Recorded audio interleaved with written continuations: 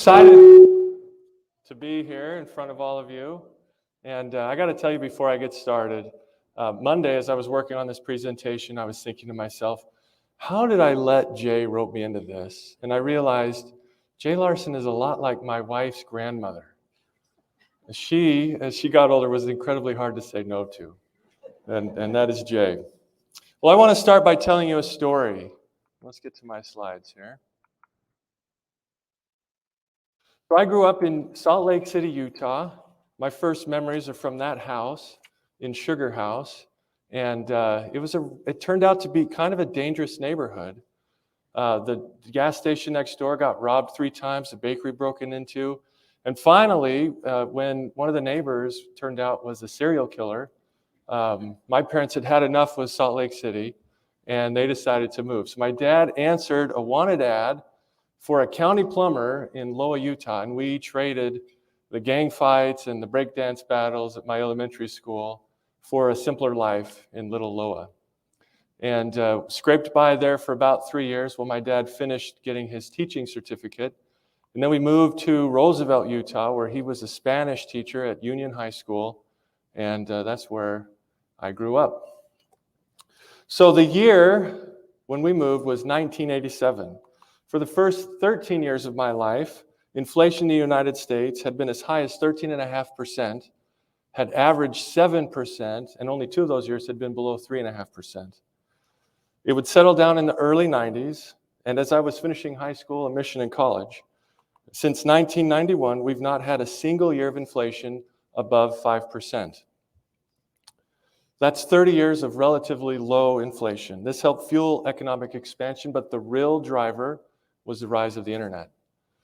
So in 1994 and 1995, I took a break from technology and was in southern Brazil.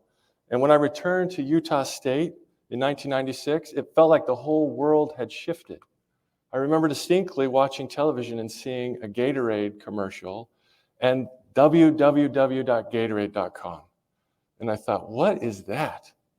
When I had left, my freshman year, we'd been using Archie and Telnet to transfer files on the internet. And when I got home, we had these things called web browsers.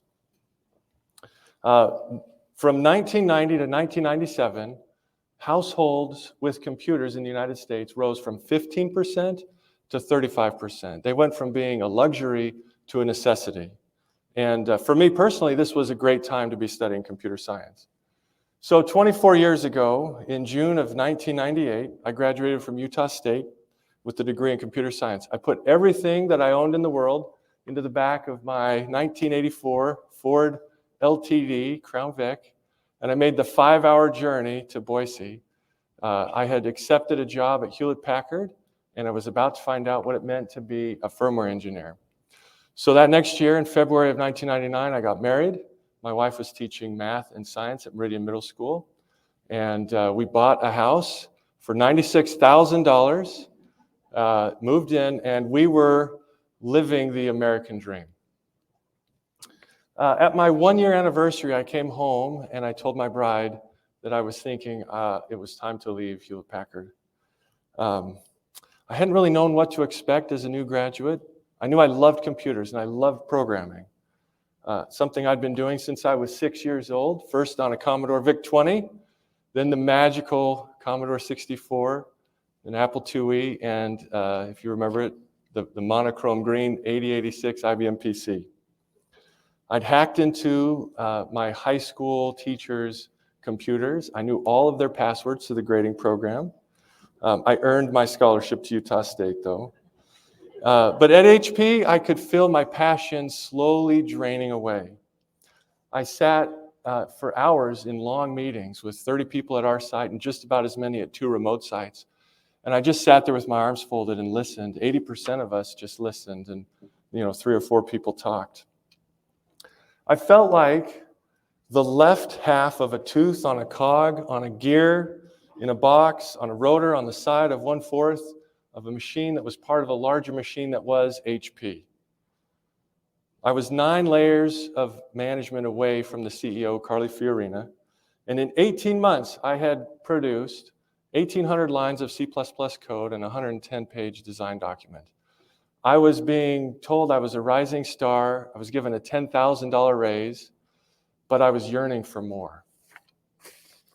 So when I learned of a little startup in Boise, xpit.com, trying to build a platform to trade futures online, I jumped, and I loved it. And these were great times for little startups. The West Coast was flooded with venture capital money, and some of that was washing ashore here in Boise. 25 years earlier, Hewlett-Packard purchased 150 acres of land in Boise, and in June of 1973 began operation in downtown Boise. They formally became a division in November 1974, 2 months after I was born.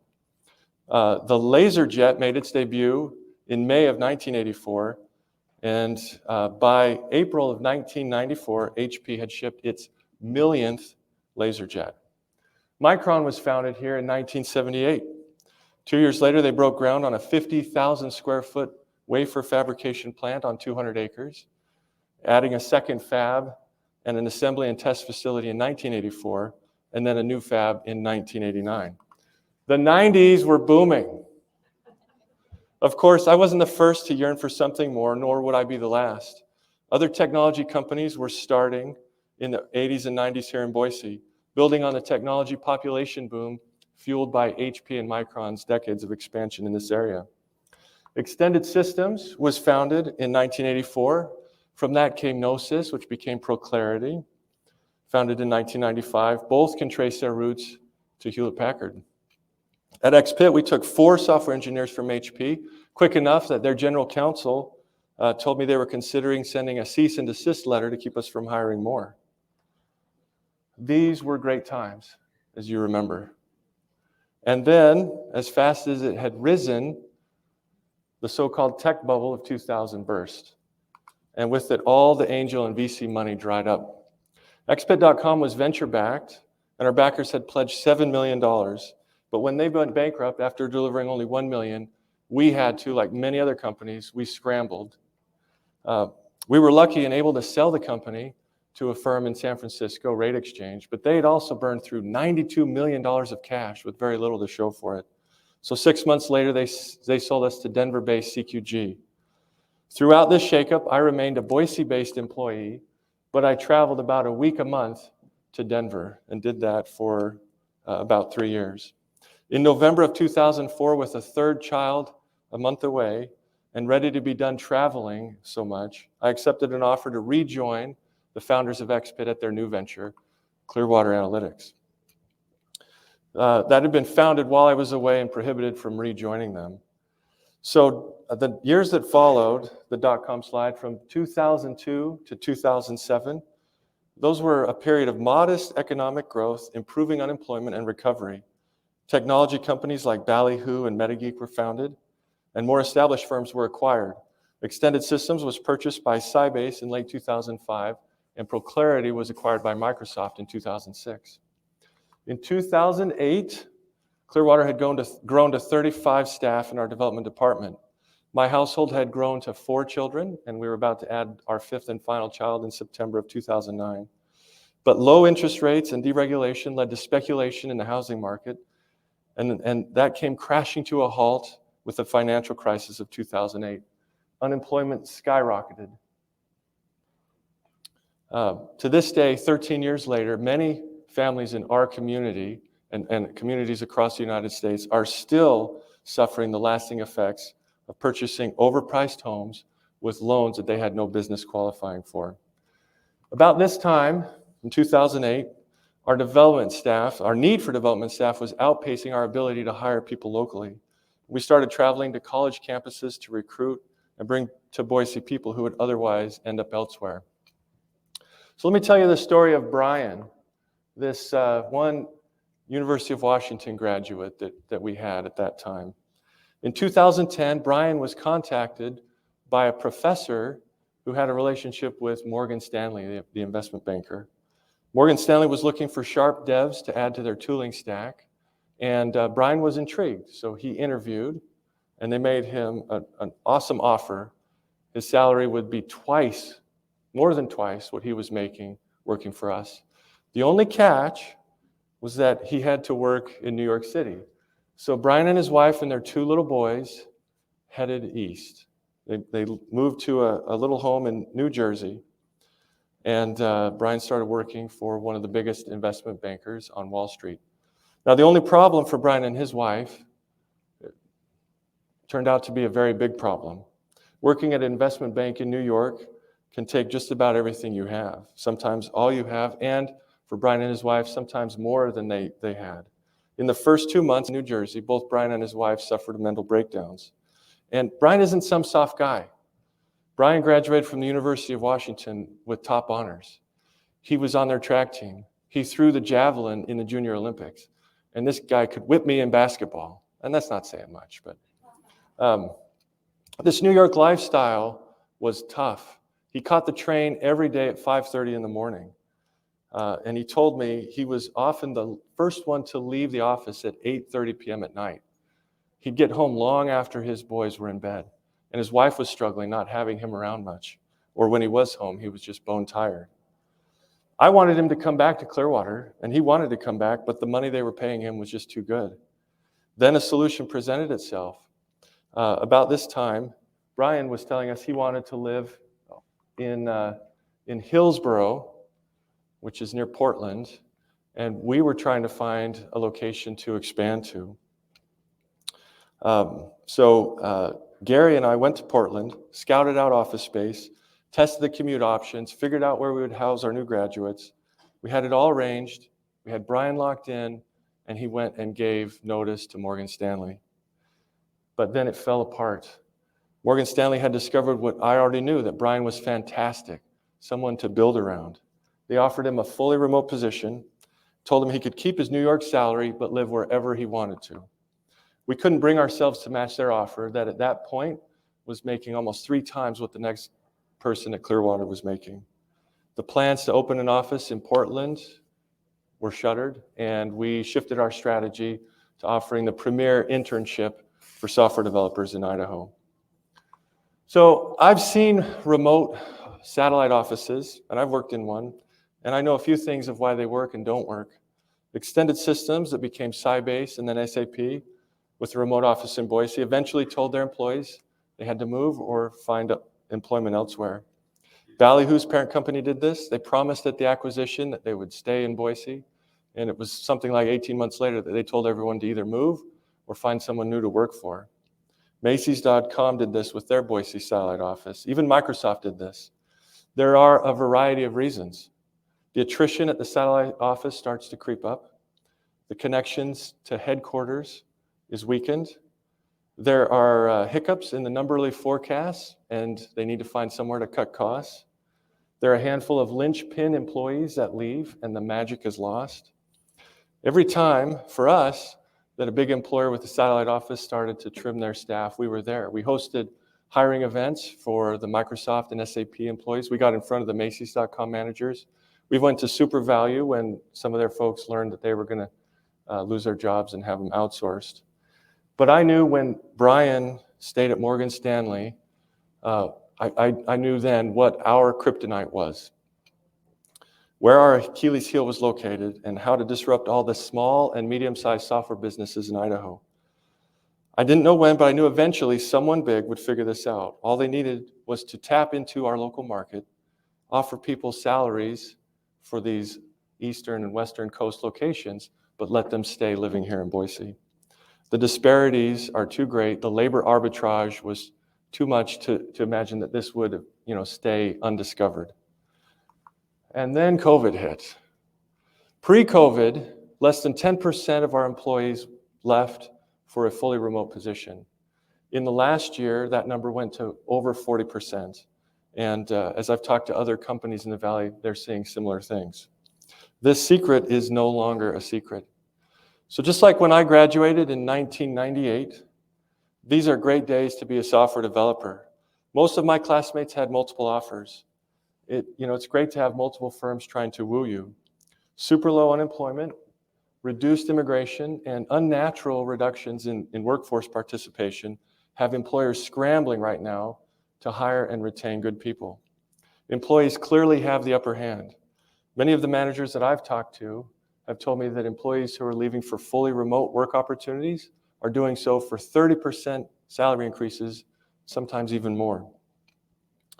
Being forced to work from home has changed people's perception about working in the office, and especially their perception of long commutes and hassles with parking, bad weather, and just getting out of your pajamas in the morning. So to employers, I have this advice. This is the new reality. Embrace hybrid work. Don't hire remote workers elsewhere and expect strict in-office for your local workers.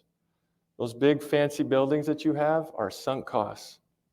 Don't ask people to come into the office only to be on Zoom meetings all day long. Encourage collaboration days in the office and concentration days at home. Help outfit a reasonable office at home for your employees. And above all, enable them to do their best work. I have a new mantra about meetings. Meetings whose final outcome will be code changes, code commits, production deploys are good meetings. Meetings whose final result is PowerPoint are bad meetings. Don't slowly drain away your employees' life force with endless meetings so that you can report on why your project is behind. Replace all of this with productive collaboration and concentration time, and let your best people do what they do best, and that is write code. Python, C#, Java, C++, Kotlin, Rust, R, Erlang. This is where the real power is, not so-called PowerPoint. Now to the employees. Some of these remote positions with their huge base pay increases, bonuses, and equity packages may seem too good to be true. And in reality, over the long term, that might be the case. You don't have to believe me, but remote employees are second-class citizens. I've seen this rodeo before. I lived it personally for 3 years, and I know what the effect is on people. You miss all the camaraderie of working in a physical location with your coworkers. You miss out on opportunities for mentoring. You miss out on coaching, and with that, promotions. You'll be the first one let go when there's a hiccup. And believe me, with interest rates rising and unemployment certainly following that, there will be hiccups. If you don't have connections to the people who sign your paycheck, who are you? You're just a number on a spreadsheet. And when a number needs to be cut, you'll be the first one to bleed. But you can't take charge. Be that remote employee who is prepared. Do the extras to stay in front of the management chain. Sign up for the hard projects. Speak up on Zoom meetings. Turn your camera on, comb your hair, and get out of your pajamas. So I talked about collaboration and concentration, but let me finish with one more C word, community. The isolation of the past 2 years has shown how important human connection is. Can you imagine a world where everyone works in their homes all day, every day, where their children attend virtual academies in the home? A world where you only venture outside to pick up the Amazon deliveries? Where a self-driving Uber shows up and picks you up to transport you to your destination?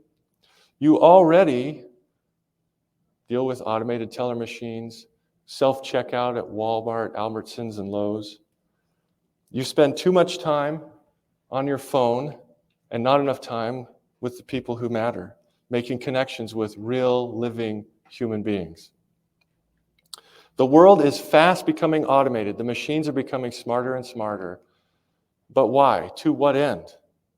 Isn't it ironic that we're all socially connected online, but losing those connections in the real world? So this is my call to action. Volunteer. Do an hour of code at an elementary school. Raise your hand. Go mentor at the local First Robotics Club. Smile. Be a friend. Go to lunch with your coworkers. Go inspire some young women to get into programming or math or science. Call your mother. Tell her you love her. Make sure that the ladders that you're climbing are the right ones. Recommit to reconnect, and then just go do it. Thank you.